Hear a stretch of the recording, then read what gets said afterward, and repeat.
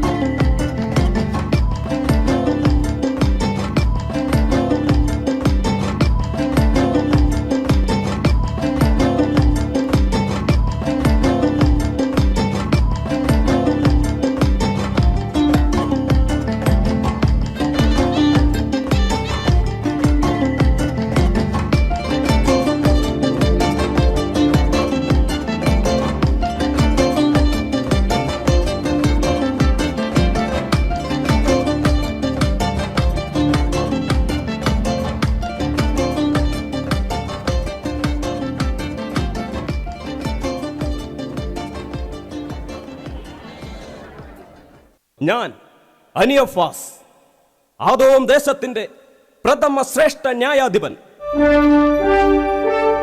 ആദോം ദേശത്തിന്റെ വളർച്ചയ്ക്കും ക്ഷേമത്തിനും വേണ്ടി 12 വാല്യങ്ങളടങ്ങുന്ന നിയമസംഹിത എഴുതി തയ്യാറാക്കിയവൻ. ആഹാമിന്റെ വംശത്തിൽപ്പെട്ട സാദയുടെ മകൻ അനിയഫാസ്.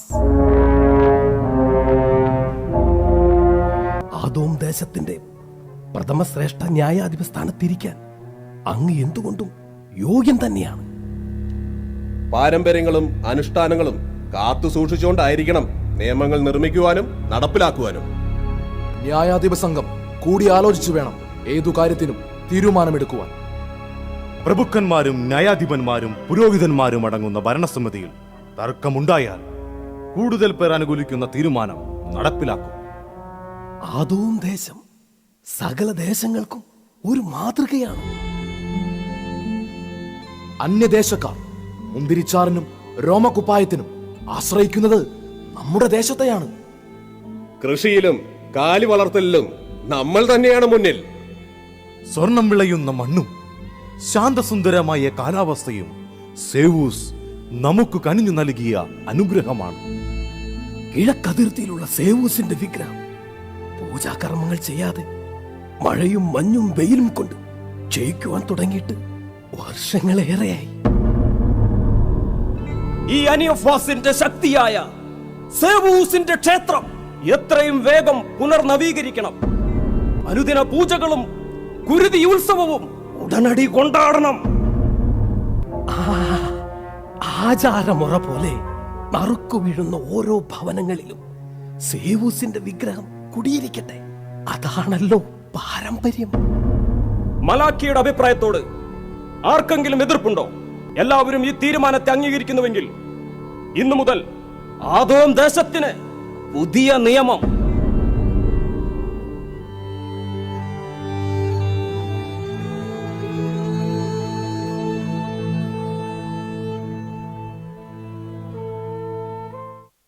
സർവശക്തനായ ദൈവമേ, അങ്ങയുടെ ദാസനായ ജോബ് അങ്ങയുടെ അനന്തമായ കാരുണ്യത്തിനു മുമ്പിൽ ശിരസു നമിക്കുന്നു. ദൈവത്തിന്റെ കരുണ എന്റെ ആലകളിൽ ആടുകളായി നിറഞ്ഞു. എണ്ണം തികഞ്ഞ ഈ 7000 ആടുകളെ കാണുമ്പോൾ ഈ ജോബ് ദൈവത്തിന്റെ കരുണയോർത്ത് നന്ദി പറയുന്നു. യജമാനനെ, നമ്മുടെ ആടുകൾ ആദോം ദേശത്തിന്റെ സമൃദ്ധിയാണ്. അങ്ങയുടെ ആടുകളെ താഴ്വാരങ്ങളിൽ കൂടി നയിക്കുമ്പോൾ സ്വർഗീയ സംഗീതം ഞങ്ങളെ വഴി നടത്തും.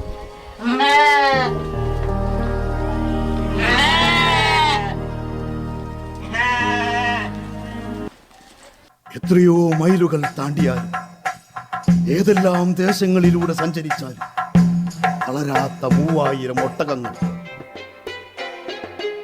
സർവശക്തനായ ദൈവമേ, അങ്ങയുടെ വലിയ പരിപാലനയ്ക്ക് ഈ ദാസനായ ജോബ് വിശ്വസ്തയോടെ നന്ദി പറയുന്നു. അങ്ങയുടെ ഒട്ടകങ്ങളെ കൊണ്ട് വ്യാപാരത്തിന് പോകുമ്പോൾ ഞങ്ങൾ യാത്രയുടെ ക്ഷീണം അറിയുന്നില്ല. അങ്ങയുടെ ദൈവം യാത്രയിൽ ഞങ്ങളെ സംരക്ഷിക്കുന്നു.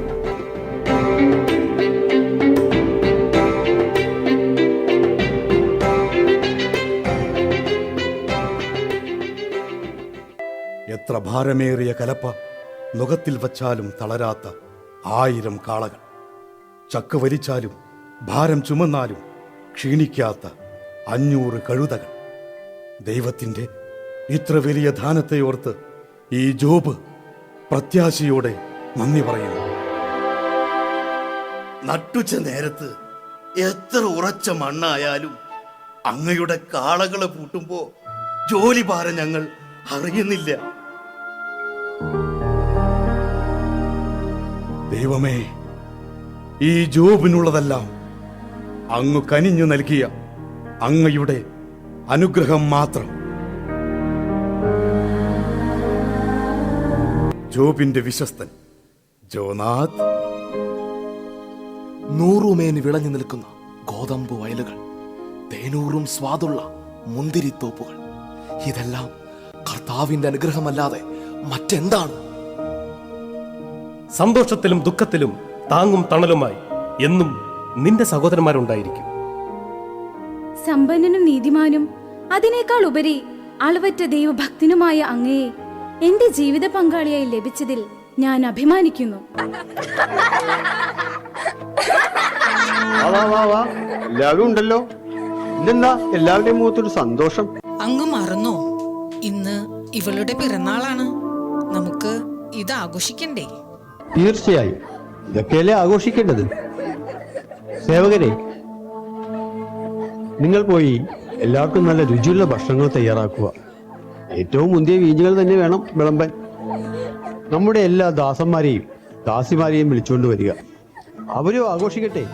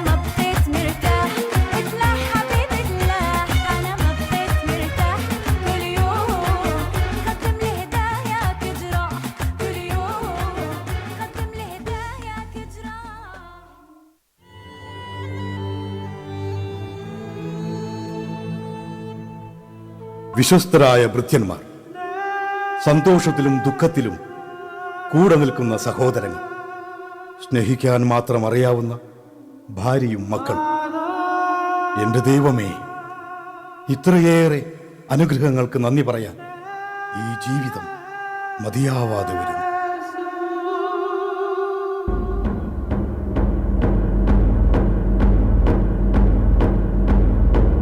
ജോബ്, നിനക്കൊരു മഹാഭാഗ്യം ലഭിച്ചിരിക്കുന്നു. കിഴക്കുദിക്കിലെ സേവൂസിന്റെ വിഗ്രഹം പ്രതിഷ്ഠിക്കുവാനുള്ള നറുക്കു വീണത് നിന്റെ ഭവനത്തിനാണ്. സേവൂസിന്റെ വിഗ്രഹ പ്രദക്ഷിണം അനുഷിയാദിന്റെ കാർമ്മികത്വത്തിൽ ഇപ്പോൾ ഇവിടെ എത്തും.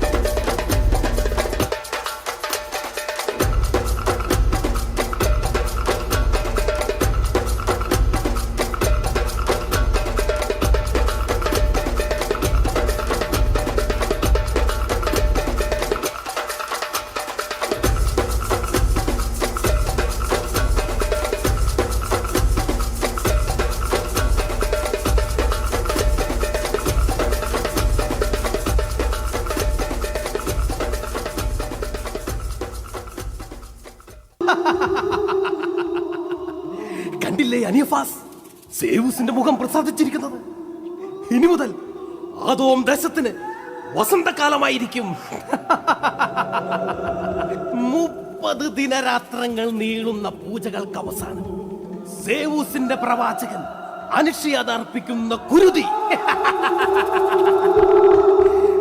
ആദോം ദേശത്തിന്റെ എല്ലാ ശാപങ്ങളും നീക്കി ഐശ്വര്യത്തിന് പാത്രമാക്കും.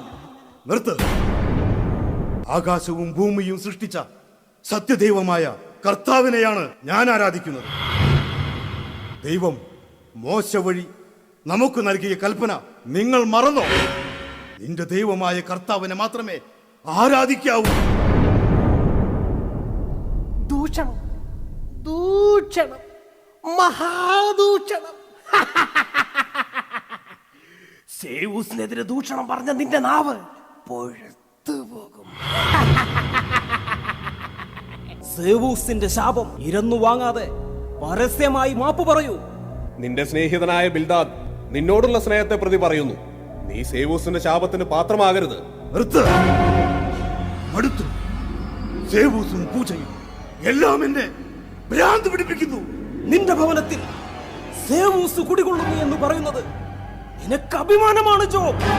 ജീവനുള്ള ദൈവത്തെ മറന്ന് ജീവനില്ലാത്ത സേവൂസിനെ നാം എന്തിനു ആരാധിക്കണം? സേവൂസ്, സേവൂസാണ് പ്രപഞ്ചത്തെ നിയന്ത്രിക്കുന്നത്. സേവൂസിലാണ് സർവശക്തിയും അടങ്ങിയിരിക്കുന്നത്. ഇനി നീ സംസാരിച്ചാൽ സേവൂസിന്റെ ശക്തിക്ക് മുൻപിൽ നീ ധൂളിയായി പോകും.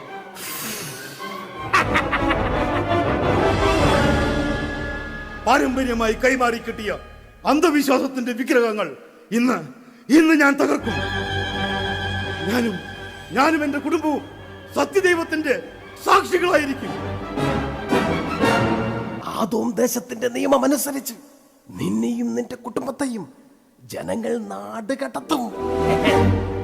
സർവശക്തനായ ദൈവമേ, സേവൂസിന്റെ തലയെ തകർക്കാൻ ഈ എളിയ ദാസനെ ശക്തി നൽകിയാലും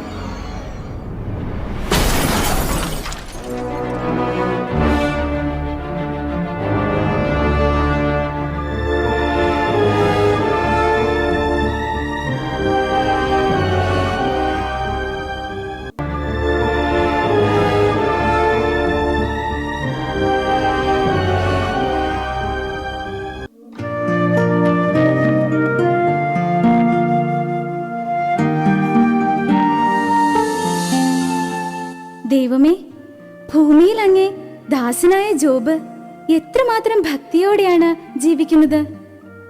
അവൻ എല്ലാ കാര്യങ്ങളിലും ദൈവത്തെ സ്തുതിക്കുന്നു. ശരിയാണ്. എന്റെ മകനിൽ ഞാൻ അഭിമാനം കൊള്ളുന്നു. അന്ധവിശ്വാസത്തിന്റെ തിമിരം ബാധിച്ച ആദോം ദേശത്തിന് ജോബിന്റെ ജീവിതം ഒരു മാതൃകയാണ്.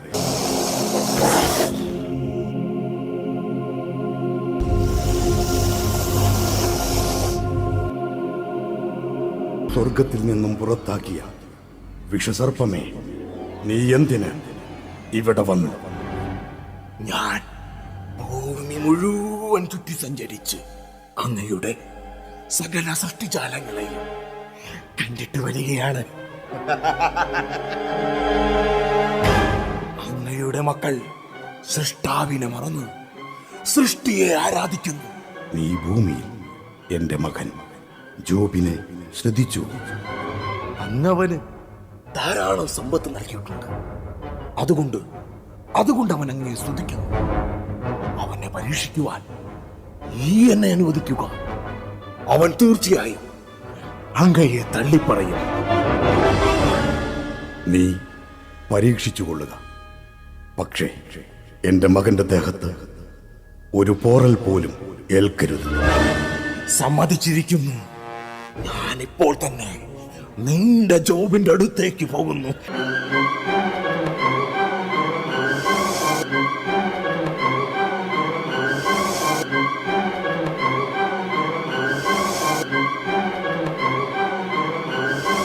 ജോബിന്റെ സർവസമ്പത്തും അവന്റെ കുടുംബവും ഞാൻ നശിപ്പിക്കും. അപ്പോൾ അവൻ തീർച്ചയായും ദൈവത്തെ തള്ളിപ്പറയും.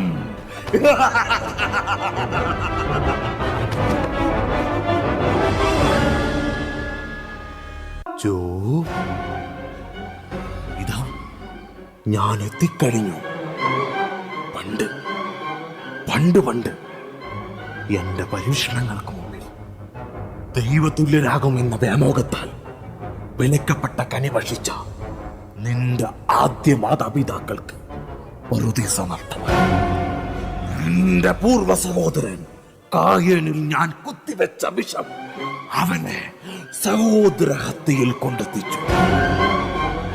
ഇതാ പ്രകൃതി ശക്തികൾ നിനക്കെതിരെ ആഞ്ഞടിക്കുന്നു. ആകാശം തുറന്ന് ഇടിമിന്നലുകൾ നിന്റെ ആടുകളുടെ മേൽ സംഹാര താണ്ഡവമാടുന്നു.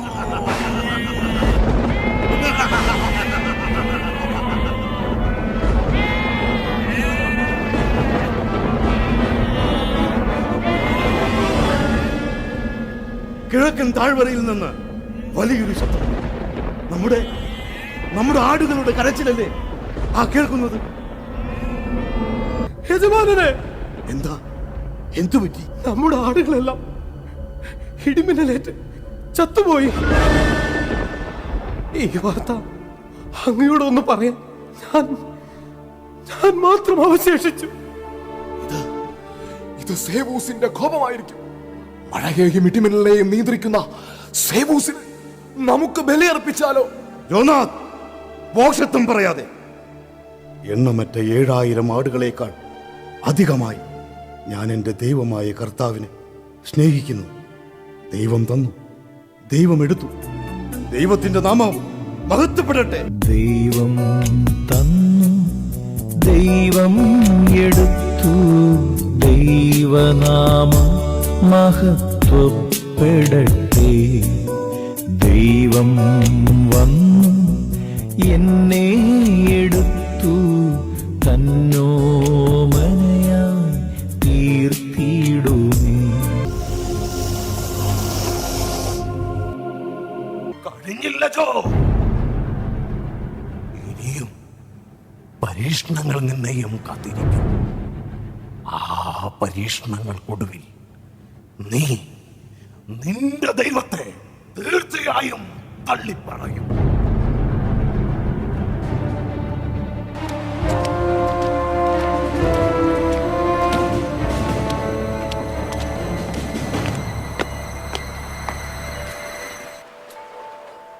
ആരാ നിങ്ങൾ? ആരാ? ഞാൻ കുപ്രസിദ്ധ കള്ളൻ ലെബാൻ. നിങ്ങൾക്ക് ജോബിന്റെ വീട്ടിൽ എന്താണ് കാര്യം? ഇനിയും ഞങ്ങൾ വന്നതിന്റെ ഉദ്ദേശം നിനക്ക് മനസ്സിലായില്ലേ? നിന്റെ സർവ്വസമ്പാദ്യവും കൊള്ളയടിച്ച് ഞങ്ങൾ ഞങ്ങളുടെ ദേശത്തേക്ക് കൊണ്ടുപോകും.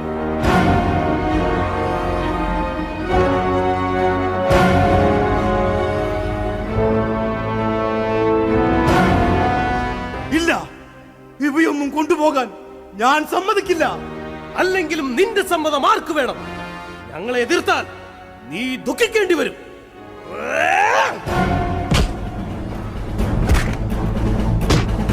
അത് കൊണ്ടുപോകരുത്, അത് കൊണ്ടുപോകരുത്, കൊണ്ടുപോകരുത്.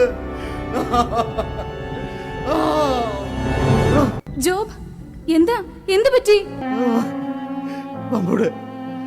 നമ്മുടെ സമ്പാദ്യമെല്ലാം രബേക്കർ കൊള്ളയടിച്ചു. ജോബ്, ഇത് വല്ലാത്ത പരീക്ഷണമാണ്. നമുക്ക് സേവൂസിന്റെ വിഗ്രഹം പുനഃസ്ഥാപിക്കാം. കർത്താവിന്റെ നന്മകൾ ആവോളം നാം സ്വീകരിച്ചില്ലേ? ഈ സഹനങ്ങളും നമുക്ക് സന്തോഷത്തോടെ സ്വീകരിക്കാം. ദൈവമേ, നീ തന്നു, നീ എടുത്തു, നിന്റെ നാമം മഹത്വപ്പെടട്ടെ, മഹത്വപ്പെടട്ടെ. ദൈവം തന്നു, ദൈവം എടുത്തു, ദൈവനാമം മഹത്വപ്പെടട്ടെ. ദൈവം വന്നു എന്നെ എടുത്തു, തന്നോമനയായി തീർത്തിടുമേ.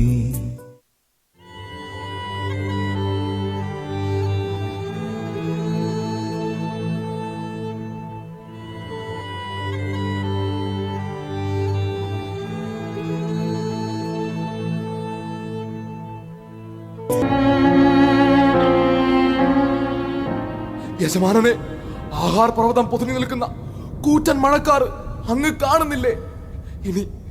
ഇനി നമ്മൾ എന്ത് ചെയ്യും? ഈ വിളവെടുപ്പ് കാലത്ത് മഴ പെയ്താ നമ്മുടെ കൃഷി മുഴുവൻ നശിക്കും. യോനാഥ്, ഉടനടി ഭൃത്യന്മാരെയെല്ലാം വിളിച്ചു കൂട്ടണം. കൃഷിഭൂമിയിലേക്ക് മഴവെള്ളം ഒഴുകി വരാൻ സാധ്യതയുള്ള സ്ഥലങ്ങളിലെല്ലാം വലിയ ബണ്ടുകൾ കെട്ടണം. നമ്മളെല്ലാവരും ഒരുമിച്ചു നിന്നാൽ ഈ മഴയെ നമുക്ക് അതിജീവിക്കാൻ സാധിക്കും. ഈ പരീക്ഷണം നീ അതിജീവിക്കാൻ പോകുന്നില്ല. നീ ജനിച്ച ദിവസം ശപിക്കപ്പെട്ടതെന്ന് നീ വിളിച്ചു പറയും. ഒടുവിൽ നീ നിന്റെ ദൈവത്തെ തള്ളി പറയൂ.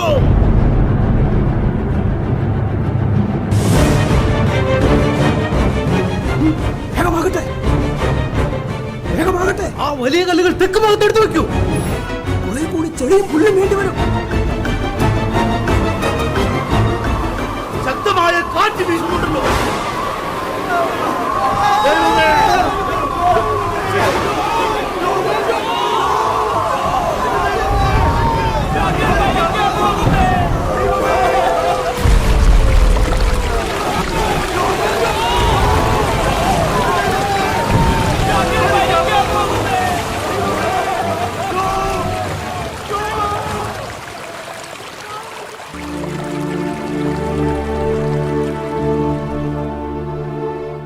ദൈവമേ, ഞാനെന്താണ് ഈ കാണുന്നത്?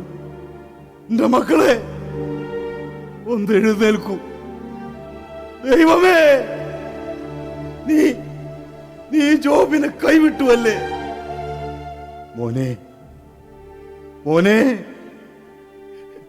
എന്റെ മക്കളെയും ഉടപ്പിറപ്പുകളെയും കൊടുങ്കാറ്റ് കൊണ്ടുപോയി.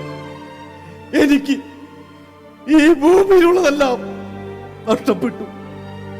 ഞാൻ നഗ്നനായി ഈ ഭൂമിയിൽ വന്നു. നഗ്നനായി തന്നെ വിടവാകും. ദൈവം തന്നു, ദൈവം എടുത്തു. ദൈവത്തിന്റെ നാമം മഹത്വപ്പെടട്ടെ, ദൈവത്തിന്റെ നാമം മഹത്വപ്പെടട്ടെ.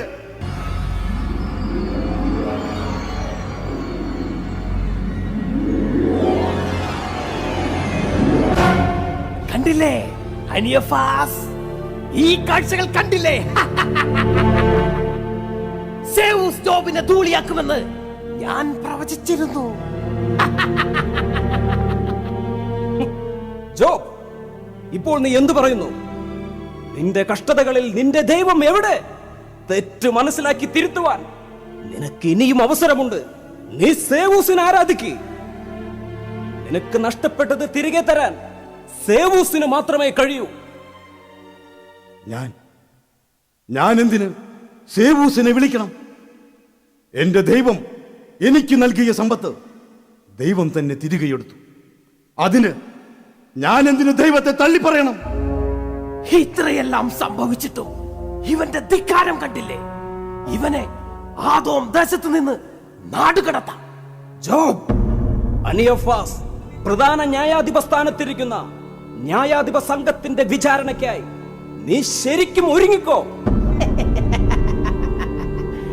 അനഷ്യാത് ജോബിനെതിരെ വീണ്ടും പ്രവചിക്കുന്നു. നിന്റെ ജീവിതത്തിൽ ഇനിയും അനർത്ഥങ്ങൾ സംഭവിക്കും. സേവൂസ് നിന്നെ ചാരമാക്കും.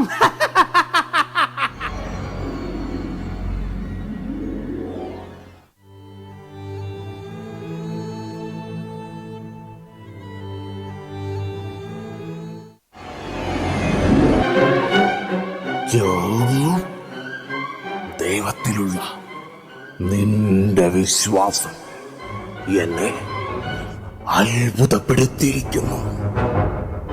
ദൈവസ്നേഹമാകുന്ന പർവ്വതനിരയുടെ മുകളിൽ നിന്ന് നിന്നെ ഞാൻ ഒരു പുഴുവിനെ പോലെ വലിച്ചെറിയും. നിന്റെ ശരീരത്തിൽ പ്രവേശിക്കുവാൻ നിന്റെ ദൈവം എനിക്ക് അനുവാദം തന്നിരിക്കുന്നു. ഈ ഘോര പരീക്ഷണത്തിനൊടുവിൽ പുറത്തുമാറുന്ന ശരീരത്തോടെ നീ നിന്റെ ദൈവത്തെ തള്ളിപ്പറയോ?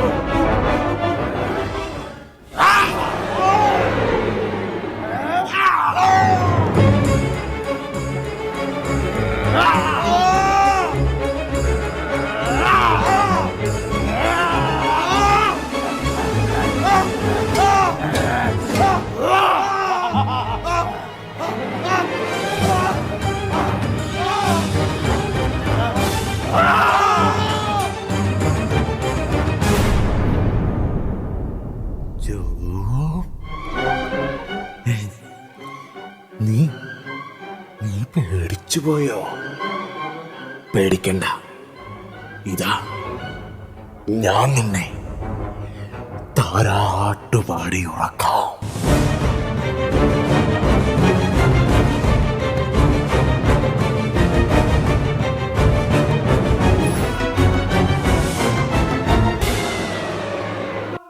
ജോബ്, ഇത് നീ തന്നെയാണോ? എനിക്ക് ഇങ്ങടുത്ത് വരണ്ട. ഇത് നിനക്കും പകരും. എനിക്ക് ഈ കാഴ്ചകൾ എനിക്ക് വിശ്വസിക്കാൻ കഴിയുന്നില്ല. കുഷ്ഠരോഗം ബാധിച്ചവർക്ക് സമൂഹത്തിൽ വിലക്കാണ്. നമ്മൾ ഇനി എങ്ങനെ ജീവിക്കും? ജോബ്, ഇനിയും നീ ദൈവഭക്തിയിൽ ഉറച്ചു നിൽക്കുകയാണോ? ഇങ്ങനെ ജീവിക്കുന്നതിലും ഭേദം ദൈവത്തെ പഴിച്ച് മരിക്കാം. നീയും നിന്റെ ജോബിനെ തള്ളിപ്പറയുകയാണോ? അല്ല, എനിക്കിതൊന്നും കാണുവാനുള്ള ശക്തിയില്ല.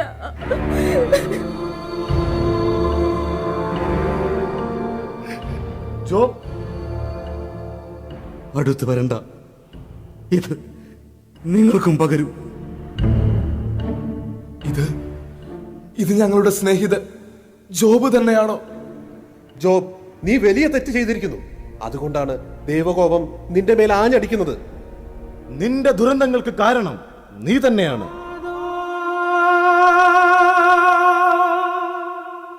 നിങ്ങളെല്ലാവരും എന്നെ തള്ളിപ്പറഞ്ഞാലും എനിക്കെന്റെ ദൈവത്തെ മാത്രം മതി.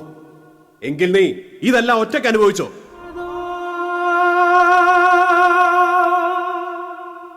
ദൈവം തന്നു, ദൈവം എടുത്തു. ദൈവത്തിന്റെ നാമം മഹത്വപ്പെടട്ടെ.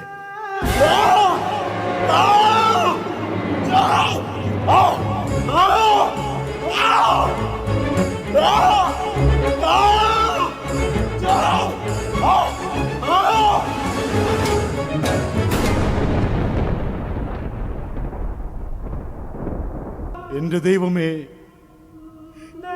എന്റെ 3 സ്നേഹിതന്മാരോട് കരുണ തോന്നണമേ. അവർക്ക് വേണ്ടി ഈ ജോബ് മാപ്പപേക്ഷിക്കുന്നു. ദൈവമേ, തല ചായ്ച്ച് ഒന്നുറങ്ങിക്കോട്ടെ.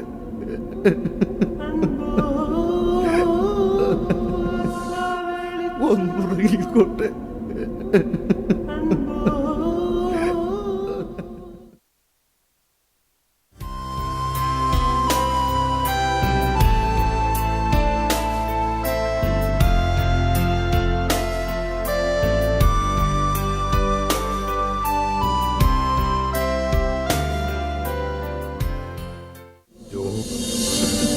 എന്റെ ജോബ് ആരാ?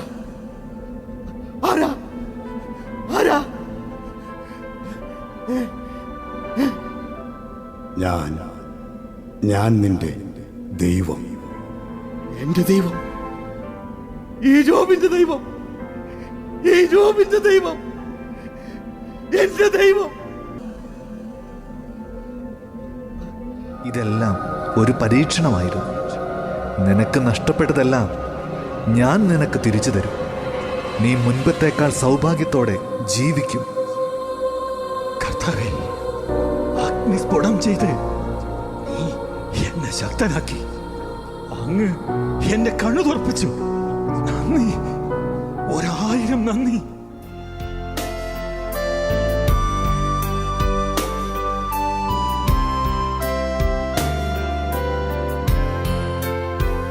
യഹോവയീരേ, ദാതാവാം ദൈവം, നീ മാത്രം മതി എനിക്ക്. യഹോവ റാഫ, സൗഖ്യദായകൻ, തന്നടിപ്പിണറാൽ സൗഖ്യം. യഹോവ ശമ്മ, കൂടെയിരിക്കും, നൽകുമവൻ ആവശ്യങ്ങൾ. നീ മാത്രം മതി, നീ മാത്രം മതി, നീ മാത്രം മതി എനിക്ക്. നീ മാത്രം മതി, നീ മാത്രം മതി, നീ മാത്രം മതി എനിക്ക്. ജീവിതം എല്ലാം എടുത്തു കളഞ്ഞപ്പോഴും വിശ്വാസം കൈവിടാതിരുന്ന ജോബ് നമ്മെ പഠിപ്പിക്കുന്നത് ഇതാണ്: ദൈവത്തിൽ ആശ്രയിക്കുന്ന ഹൃദയം ഒരിക്കലും തോൽക്കില്ല. ഈ കഥ നമ്മുടെ ജീവിതത്തിലും വിശ്വാസത്തിന്റെയും ക്ഷമയുടെയും ഒരു ദീപമായി തെളിയട്ടെ. നീ മാത്രം മതി, നീ മാത്രം മതി, നീ മാത്രം മതി എനിക്ക്. നീ മാത്രം മതി, നീ മാത്രം മതി, നീ മാത്രം മതി എനിക്ക്.